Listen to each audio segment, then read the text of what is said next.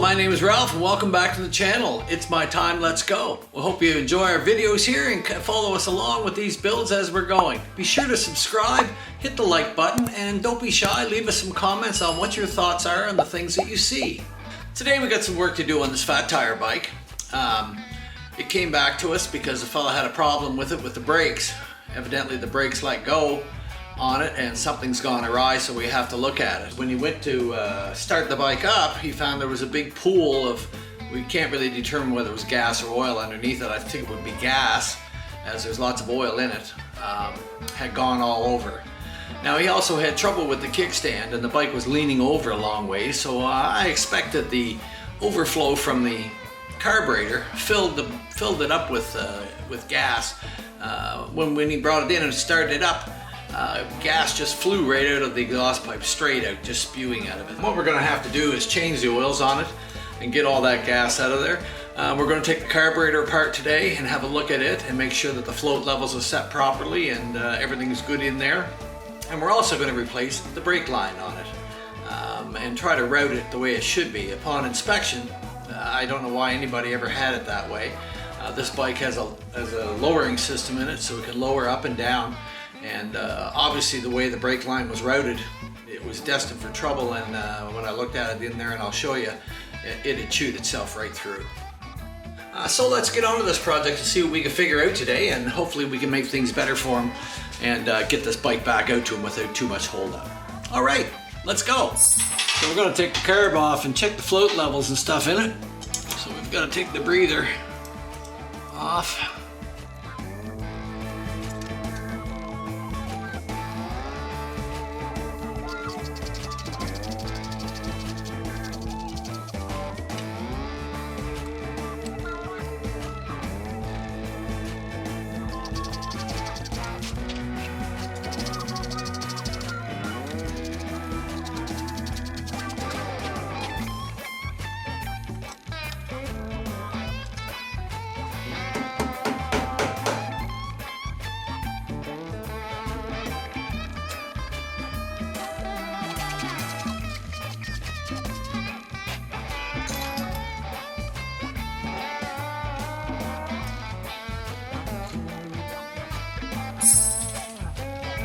We'll unlock the cables and loosen them off.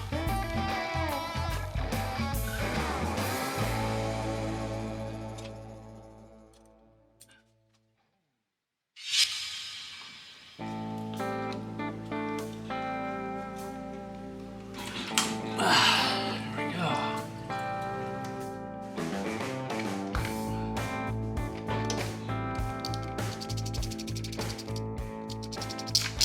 Coils off so I can get at the bolts in there at the back side of the carburetor.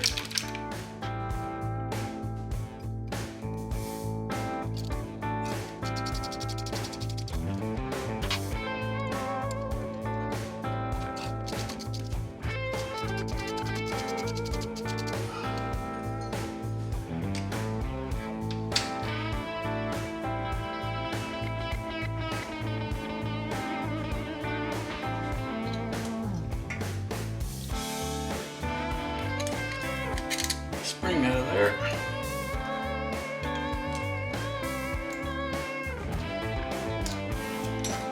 There we go. Carb off. We're going to take this S&S carburetor apart today and rebuild it. We had some problems with it. Guy had problems. I don't know whether the bike was set too far over on the side and that it actually, the fuel just ran out because the float wasn't set right. It could have been a variety of problems. But today we're going to take this carburetor apart and show you how to rebuild it and all the parts that are in it. Alright, so let's go. So we've started out by putting our carburetor in a set of soft jaws here so that we can get at it. And we're just kind of looking it over to see what's there and what's not there in case we're missing anything at this point. We don't seem to be. Alright, when you put it in the jaws, we always want to be mindful of the wheel here, because the wheel sticks out a little farther than the body and we don't want any kind of interference. So we're mindful when we put it on there to make sure that we're not crushing the wheel out. We'll start by loosening up our screws. just go around and evenly do them. And this screw on the top here, these two don't need to come off. This one does, to get the body off the bowl.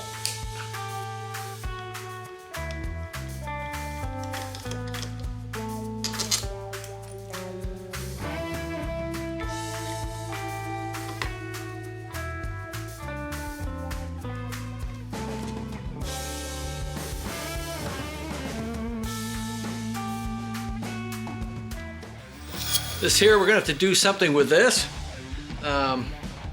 Basically, because where it was on the bike, they had this down and just going and laying on the cylinder between the engine, and you can see how burned up it is. Lucky that didn't start a fire in there from the overflow. Just give her a soft tap. Just wiggle it very gently, and we can lift the bowl right off. It looks to be very clean inside, and we are going to inspect it though and see what's in there and make sure that these jets are nice and clear. So right here, this one here is the intermediate jet, and we're going to start by taking that out.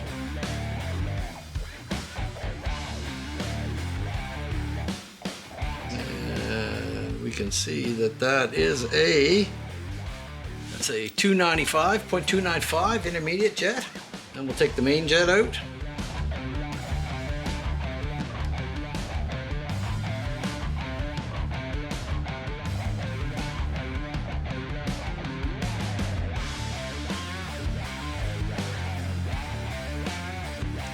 And down inside of this one here is a small jet right in this area.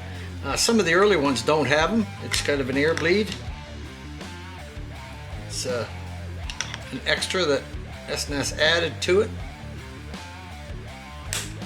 But we are going to take it out and just make sure that it's nice and clear, and keep note of what's in it so the customer knows what sort of things are in his carb. And there we go. We'll take that one out. Now the carb, for all intents and purposes, is stripped down. We just need to blow it out. Make sure that everything's working properly. This is our little rod for our fuel pump, and we can see that it's moving up and down as it's supposed to. All right. So our little air bleed is a 40. We're running a 70 main jet in it. So we're going to take all these and spray them out with brake clean.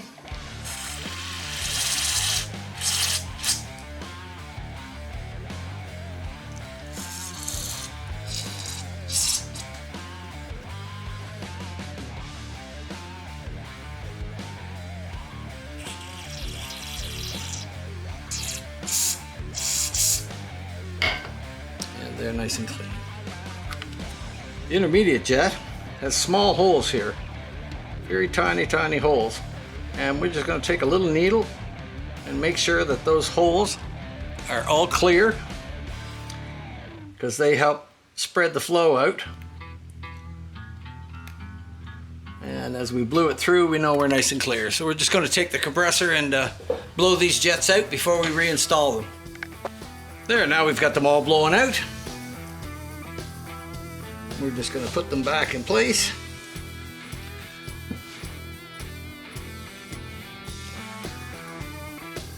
And they don't have to be torqued in there at 300 pounds. They do have to be snug, but not really hammered in there. You'll twist the aluminum out.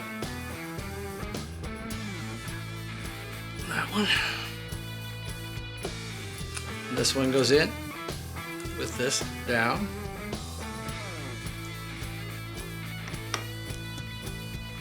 Same thing, just snug it up. While we're working on the carburetor, it's a good time to explain to you a little bit about what it actually does. This intermediate jet, the 295 that we're talking about, it controls your bike from 3,000 RPM off idle to 3,500 RPM, you know, in that range. It should run nice and smooth through there, no coughing, no spitting. When you're setting up your bike, What you can do is turn the fuel pump off if you like.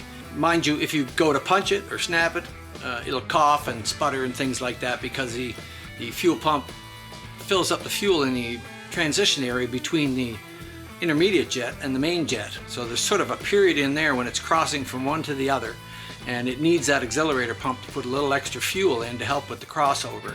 But when you're trying to tune your bike, you can actually turn the fuel pump off and smoothly accelerate, you know, up to about 50-60 miles an hour. If this intermediate jet is correct, you should be able to just have a nice smooth run all the way through, right up to, I say, around 3,500 RPM, where it starts to 50 mile an hour, where it starts to kick over onto the main jet. If the intermediate jet is too small, you'll get coughing and sputtering out of it. You know, it'll things like that, and at low speeds, and it can also do it at high speeds. At cruising speeds, it can give you a miss or a hesitation in it, and that's an indication that the intermediate jet should be stepped up one size. So that's basically what the intermediate jet does. Once you're onto the main jet, you're no longer on the intermediate jet, you're onto the main, and the main has its own idiosyncrasies on how it works. So the main jet is going to take over after about 3,000, 3,500 RPM, and they're up. And it should run nice and smooth again all through those ranges. If it's not right, what'll happen is it'll tend to pop and snap because it's not getting enough fuel, and that's an indication that it needs a larger main jet. And at high speeds, it could be popping and breaking up. Too large of a main jet will make it very sluggish. A sign of too large a main jet sometimes is when you get up to speed and you pour it on, the bike makes more noise, but actually it decelerates. It doesn't pick up speed, and sometimes it will actually slow down because it's filling the carburetor up with so much fuel that it's just making it muddy. So those are things to watch for. You know, 0 to 3,000, 3,500 RPM, most of you are running around town and stuff like that, you're on the intermediate jet. Okay, so over that, you're on the main jet. When you set the fuel pump is controlled by this little idle screw. And the general setting for that is to screw it to the bottom, just till the bottom's out, don't torque it in really tight, and turn it out 2 turns. And that gives you a starting point either way. You know, the less you can have of the fuel pump, the better. So you can tune that in, do it just where it's really crisp when you crack it. There's no spitting, no coughing, no hesitation. And that's what we're trying to look for. The jet on the top here is generally bottomed in all the way and then brought out about 1.5 turns to get you where you need to be. So those are pretty well the circuits on the S&S carburetor. They're very simple carburetor. I love them. I use them all the time. Everybody has their preferences, but I like them because I can tell the customer a couple things, and you know, if they think they want to dick with the carburetor a little bit, they can, and it doesn't take long to get out of whack. Although some of them, I've had lots of them that bring it back and say, you know, could you set that back up because I can't get it to work at all because they're just going all over the place. It's like anything else, one adjustment at a time. Try one adjustment or try one jet, go out, drive it, feel it out. If you do a bunch of changes, there's no way that you can tell what's going on with it. So let's go on with the rebuild. So now we're going to take the gasket off the bottom of the bowl. This little blue O-ring that's here, that's kind of squished out in this, and that we're going to replace. That's very important. That quite often gets lost. Guys pull the gaskets off, and quite often this comes off with it and gets dropped in the bowl or on the floor, and they don't really realize that it was there. But it's very, very, very important that that's there so it's not flooding the carburetor out. Setting the float bowl, we're going to check this and see, and what we're looking for, from the edge of the bowl down, S&S says 3/16 to 1/8 is where that should be resting. 1/8 of an inch right there. So that's where it should be sitting. The float is shut off. That's where it should be, about 1/8 below the edge of the lip. For my own way of doing it, I set a lot of floats up, but I like to just blow some air in it and have the see where it's going to shut off for my own.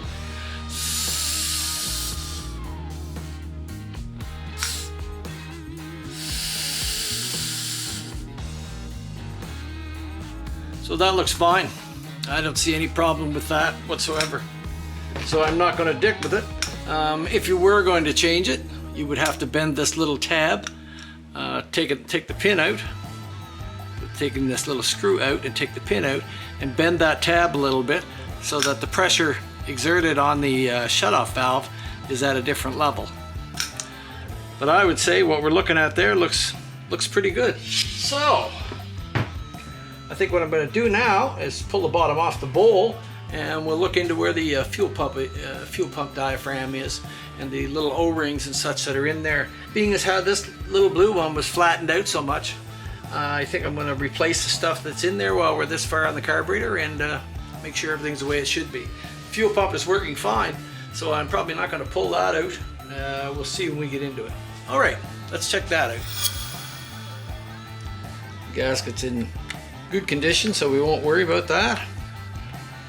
All right, so we're going to put a new O-ring on our injector nozzle, and just so we can see, you can see the difference there on how much that one's been squished out. So we'll put a new injector nozzle down on there.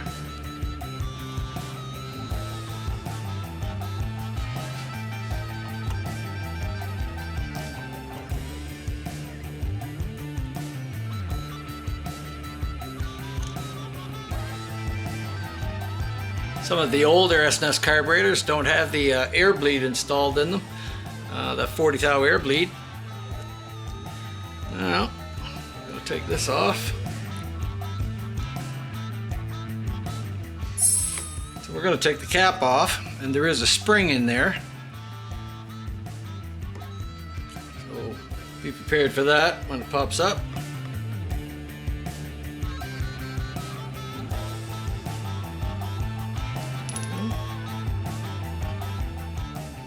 Now, in here, a small check ball. I'm going to pull that out. Another one there.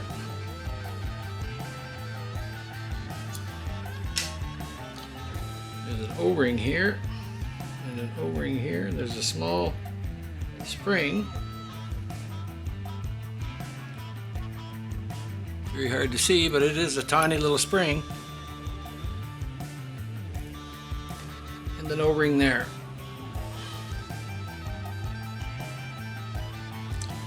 This is the accelerator pump. This has been all pressed out on one side. They didn't have it in proper, and you can see in here where it didn't seat properly along the edge. So with that squashed out, it wasn't leaking, but time to put a new one in it anyway. So I think we got a new diaphragm, and we'll look for that. In the interim, we're going to replace the O-rings that are there. We'll put a new O-ring in.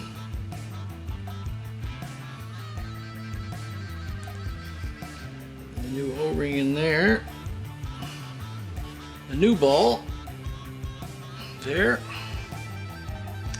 And a new ball in here. There we go. A new one like this. This is going to go in there, and our cap has a small groove in it, so that has to face up in the groove. There's a little bit to get in there,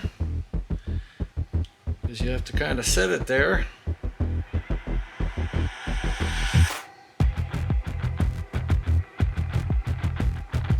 Put your spring there.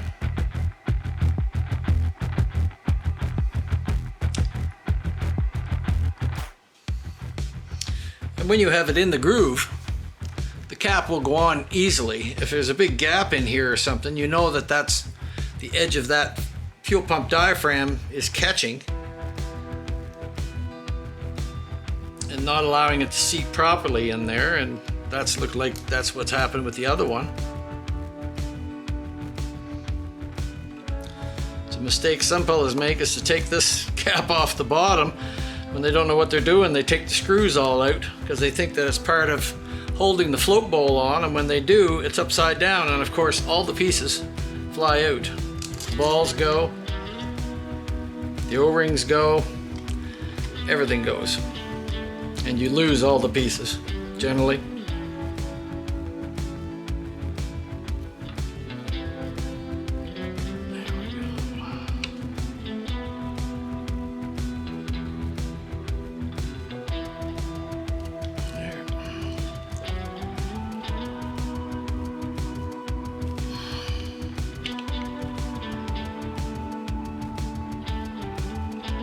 There. And that carburetor is good to go. So this carb is all ready to go back on the bike with all new parts in it. So it should be good for a long time. So we'll get ready and take it back out and install it on the bike. All right, let's go.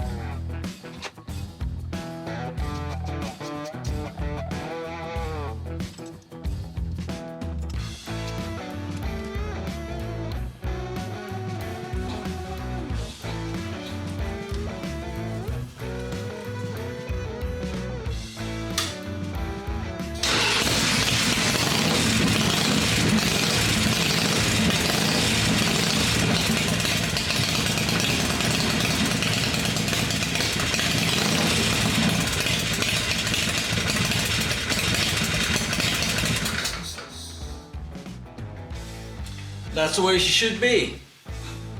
So check out our next video when we get more work done on this 300. We have to replace this kickstand that's faulty, and we have to do the brakes and replace that brake line on it. So that's about where we're at today. If you enjoyed this video, like, subscribe, ring the bell, do those things as it helps our channel to grow, and we enjoy it a lot. If you have time, check out our other videos. We have lots of information there for everyone. All right.